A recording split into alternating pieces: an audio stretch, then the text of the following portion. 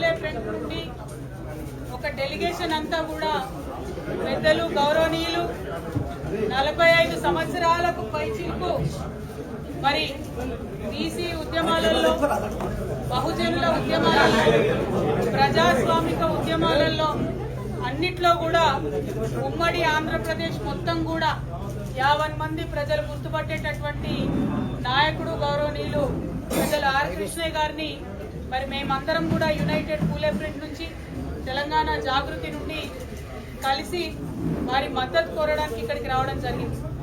మీకు తెలుసు, గత 2 సంవత్సరాలుగా కూడా మరి కామారెడ్డి డిక్లరేషన్ ఏదైతే కాంగ్రెస్ ప్రభుత్వం ఇచ్చిందో దాన్ని అమలు చేయాలని చెప్పి మేము పెద్ద ఎత్తున పోరాటం చేస్తూ ఉన్నాం. అందులో ప్రధానమైనటువంటి అంశం 42% రిజర్వేషన్లు బీసీలకు ఇచ్చినాకనే లోకల్ బాడీకి వెళ్లాలనేటటువంటి అంశం. ఆ అంశం మీద ప్రధానంగా పోరాటం చేయడం జరిగింది. దాని ఫలితంగా అసెంబ్లీలో 2 బిల్లులు కూడా పెట్టి మరి పాస్ చేయడం జరిగింది. ఇవాళ అసెంబ్లీలో బిల్లులు పెట్టి పాస్ అయిన తర్వాత కాంగ్రెస్ పార్టీ రాజ్యాంగంలో ఉన్నటువంటి ఆర్టికల్ 243 క్లాజ్ డి ప్రకారం గవర్నమెంట్ ఆర్డర్ అంటే జీవో ఇచ్చి 42% రిజర్వేషన్లు ఇచ్చి ఎన్నికలకు వెళ్లేటటువంటి ఆస్కారం ఉన్నది.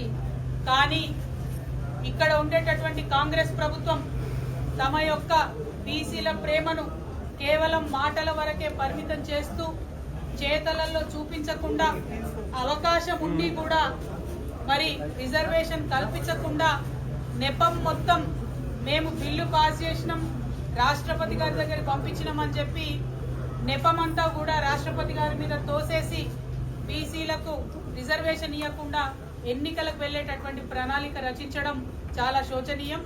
రేపు కేబినెట్ సమావేశం జరుగుతున్నది.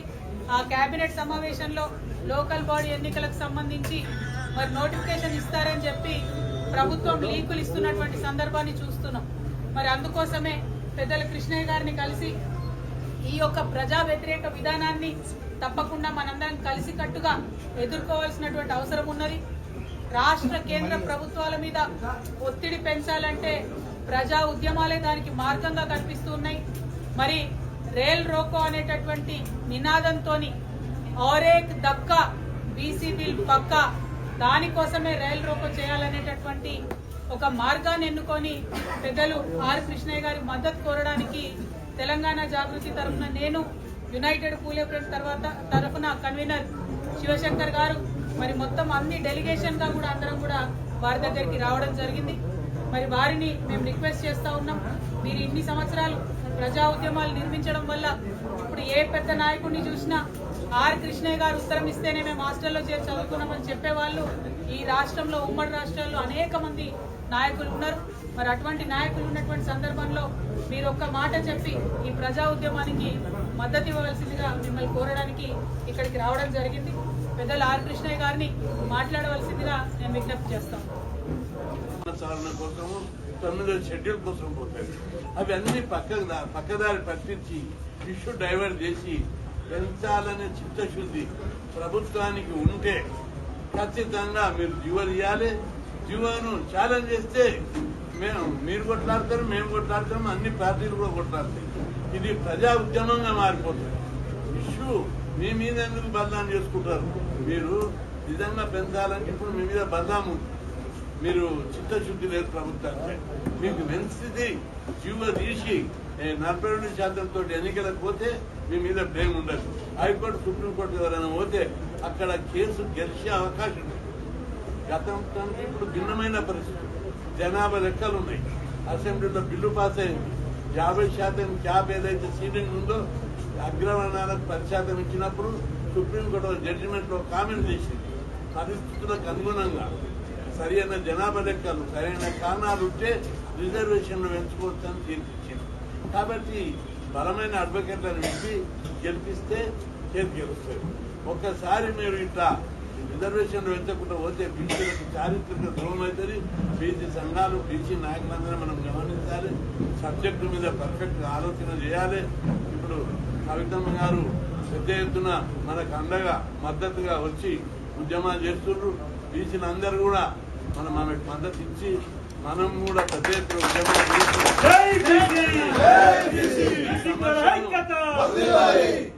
సమస్యను ప్రజా ఉద్యమంగా మార్చవలసినటువంటి అవసరం. ప్రజా ఉద్యమంగా మార్చకపోతే బీసీలు చారిత్రకంగా చాలా అన్యాయానికి గురవుతారు. ఇక ముందు కోర్టులు ప్రభుత్వాలు అన్ని కూడా బీసీలకు వ్యతిరేకంగా నిర్ణయాలు తీసుకునే ప్రమాదం. కాబట్టి బీసీలు జాగ్రత్తగా, ఇది ఒక చారిత్రక సందర్భం వచ్చింది. ఈ సందర్భం లోపల మనం కరెక్ట్ గా నిలబడి పోరాడకపోతే భవిష్యత్తులో మన తరాలందరికీ అన్యాయం జరుగుతుంది. ఇప్పటికే 76 ఏళ్ల నుంచి అన్యాయం జరుగుతూ వచ్చాయి. కోర్టు తీర్పులు అన్యాయం చేశాయి, కేంద్ర ప్రభుత్వాలు అన్యాయం చేశారు. ఇప్పుడు అవకాశం వచ్చింది, రాష్ట్రంలో బీసీవాదం బలంగా ఉంది. ఇట్లాంటి సందర్భంలో కుల సంఘాలు, బీసీ సంఘాలు, బీసీ నాయకులు అందరూ కూడా కలిసికట్టుగా మీరు అందరూ కుల సంఘాలు కానీ, బీసీ సంఘాలు కానీ, బీసీ నాయకులు పార్టీ ఉన్నా పార్టీ బయట ఉన్నా ఇందులో చారిత్రక సందర్భం వచ్చింది. ఇప్పుడు కనుక మనం కమిట్మెంట్తో నిలబడకపోతే, పోరాడకపోతే ఇది భవిష్యత్తులో పెద్ద ప్రమాదము. ఈ 42% కాదు కదా, ఇప్పుడు ఈ రిజర్వేషన్, పునర్ రిజర్వేషన్ కూడా ఇంకా తగ్గే ప్రమాదం. ఎందుకంటే జనాభా ప్రకారము ఎస్టీల జనాభా 10%. ఇప్పుడు ఎస్టీ రిజర్వేషన్లు 6% నుంచి 10కి పెరుగుతాయి. ఎస్సీల జనాభా 15 నుంచి జనాభా ప్రకారం 18కి పెరుగుతాయి. ఇంకా బీసీలు తగ్గే అవకాశం ఉంది. 50% సీలింగ్ కోర్టు తీర్పు. అందుకే ఒకసారి తాడో పేడో తెలుసుకోవాల్సిన అవసరం ఏర్పడ్డది. కమిట్మెంట్తో ప్రభుత్వం నాయకుల మీద, సంఘాల మీద బుద్ధ జరగడానికి ప్రయత్నిస్తుంది. వాళ్ళ పార్టీలతో మీరు ఎదుర్కొందని చెప్తుంది. అందరికీ నేను విజ్ఞప్తి చేస్తున్నా, మంచి మనసుతోటి ఆలోచించండి, పాజిటివ్గా ఆలోచించండి. ఎట్లయితే ఈ కులాల రిజర్వేషన్ పెంచుతారు చూడండి. ఈ ఒంటిగా మా డైవర్ట్ పాలిటిక్స్ లో ఇరుక్కొని పరిచయం అయ్యి జాతి ద్రోహంకు పాల్పడొద్దని ఇప్పుడు కవితమ్మ గారు వచ్చారు. ఆమె బీసీ కాకపోయినా బీసీలకు అవుట్ రైట్ గా కమిట్మెంట్ తోటి వస్తుంది. మనం మద్దతు మనం కూడా, మీరు కూడా ఎక్కడికక్కడ కుల సంఘాల పరంగా, బీసీ సంఘాల పరంగా తెగించి పోరాడాలి. గతం లోపల మండల్ కమిషన్ అప్పుడు రిజర్వేషన్ల మీద సుప్రీంకోర్టు స్టే ఇచ్చింది. అప్పుడు పెద్ద ఎత్తున 2 సార్లు రాష్ట్ర బంద్ జరిపాం. దాని ప్రభావం సుప్రీంకోర్టు మీద ఉండేది. 2001లో మనం అప్పుడు కూడా పెద్ద ఎత్తున సుప్రీంకోర్టు విద్యాసంస్థల రిజర్వేషన్ పెడితే స్టే ఇచ్చింది. అప్పుడు పెద్ద ఎత్తున కేసీఆర్ గారు, తెలుగుదేశం చంద్రబాబు గారు అందరూ రైల్వే రోడ్డు జరిపి రాష్ట్ర బంద్ జరిపితే సుప్రీంకోర్టు కేంద్ర ప్రభుత్వం దిగొచ్చి రిజర్వేషన్ పెట్టారు. ఎప్పుడే కానీ ఏ చరిత్ర సందర్భంలో కోర్టులు, ప్రభుత్వాలు మనకు అనుకూలమైన నిర్ణయాలు రావాలంటే తప్పనిసరిగా పెద్ద ఎత్తున మనం చేయవలసినటువంటి అవసరం ఉంది.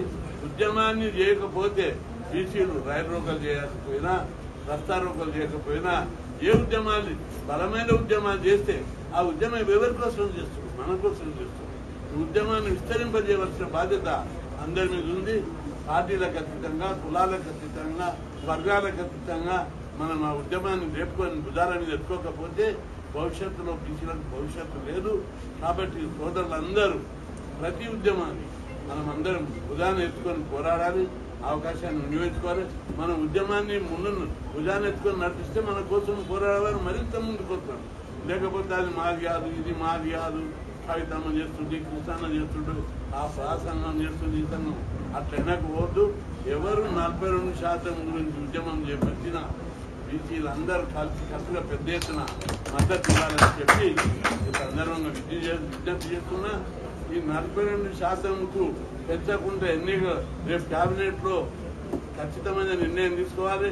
కోర్టు కేసులు ఏ ఉన్నా ఖచ్చితంగా ప్రభుత్వం తరఫున కొట్టాడాలి. రేపు కేబినెట్ లో కొన్ని లింకులు వస్తున్నాయి. 42% లేకుండా, రిజర్వేషన్ లేకుండా వచ్చే కుదరదు. ముఖ్యమంత్రి గారు కూడా పాజిటివ్ ఆలోచిస్తారని నేను అనుకుంటున్నా. ఇప్పుడు ప్రభుత్వము పులి మీద సవాల్ చేస్తుంది. పెంచకపోతే మాత్రము బీసీ ఇష్యూ పులి మీరు పెంచకపోతే బీసీలు మాత్రం వదిలిపెట్టే ప్రశ్న ఉండదు. తప్పనిసరి 42% రిజర్వేషన్లతోటి ఎన్నికలు జరపాలని చెప్పి ప్రభుత్వాన్ని డిమాండ్ చేస్తున్నా. లేకపోతే బీసీలు ఇది సందర్భం. మండల్ కమిషన్ అప్పుడు సమసంగ్రామ పరిషత్ రామారావు రిజర్వేషన్ పెంచినప్పుడు బంధులు జరిపాం. అసలు బంధులు ఇంతవరకు గతంలో జరగలేదు, ఇప్పుడు కూడా జరగలేదు. ఒక షాప్, ఒక బస్ తిరగలేదు, ఒక షాప్ జరగలేదు, రోడ్డు మీద బస్సులు తిరగలేదు, ఒక మనిషి బయటికి రాలేదు. అట్లాంటి చారిత్రకమైనటువంటి ఉద్యమాలు 2 సందర్భాలలో రిజర్వేషన్ మీద జరిగాయి. 86లో రామారావు 44% గెలిచినప్పుడు బలమైన ఉద్యమాలు చేశాం. మండల్ కమిషన్ అప్పుడు బలమైన ఉద్యమాలు చేశాం. అదేవిధంగా 2007లో బలమైన రస్తారోకులు బంధులు జరిపాం. అంతా ఇప్పుడు ఇంకా చైతన్యం ఎక్కువైంది.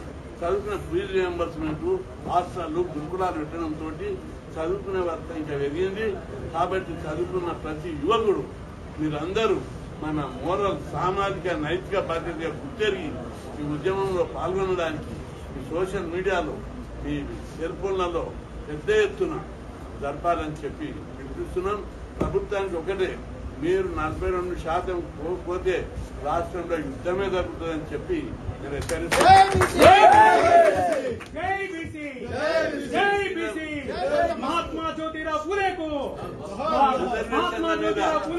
రిజర్వేషన్ల మీద ఎవరు రాజకీయాలు చేయొద్దు. రిజర్వేషన్ల మీద పబ్లిక్ ను రాంగ్ రూట్ లో డైవర్ట్ చేయొద్దు. తప్పనిసరిగా 42% ఇప్పుడు వస్తాయి. వచ్చే వరకు కూడా వదిలేది లేదు. ఎందుకంటే ఓట్లలో గెలుస్తాం. గెలవకపోతే రాజ్యాంగాన్ని సవరిద్దాం. ఆల్రెడీ అన్ని పార్టీలు అసెంబ్లీ లోపల బీఆర్ఎస్, బీజేపీ, మజ్లీస్, కాంగ్రెస్ అందరూ ఏకగ్రీవంగా బీసీ బిల్లును పాస్ చేశారు. అన్ని పార్టీలు కూడా సుముఖంగా ఉన్నాయి. కేంద్ర ప్రభుత్వం కూడా దిగొస్తుంది. మనమందరం గట్టి ఉద్యమం చేస్తే తప్పనిసరి ప్రధానమంత్రి కూడా దిగొస్తాడని నేను అనుకుంటున్నా. ఇప్పటికే జనాభా లెక్కల అమిత్ షా కలిసినప్పుడు మేము నచ్చ చెప్పినప్పుడు ఆయన వెంబడి అనౌన్స్ కూడా చేశాడు. కాబట్టి ఇక్కడ కూడా రిజర్వేషన్ల మీద పాజిటివ్ గానే వాళ్ళ దిగొస్తారు, స్పందిస్తారు.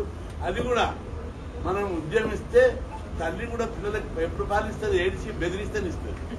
మనం కూడా బీసీల ఉద్యమం చేస్తేనే కేంద్ర ప్రభుత్వం కానీ రాష్ట్ర ప్రభుత్వం కానీ దిగొస్తుంది. మనం ఏడవకుండా ఉద్యమాలు చేయకుండా మనకు ఎవరు పెట్టారు.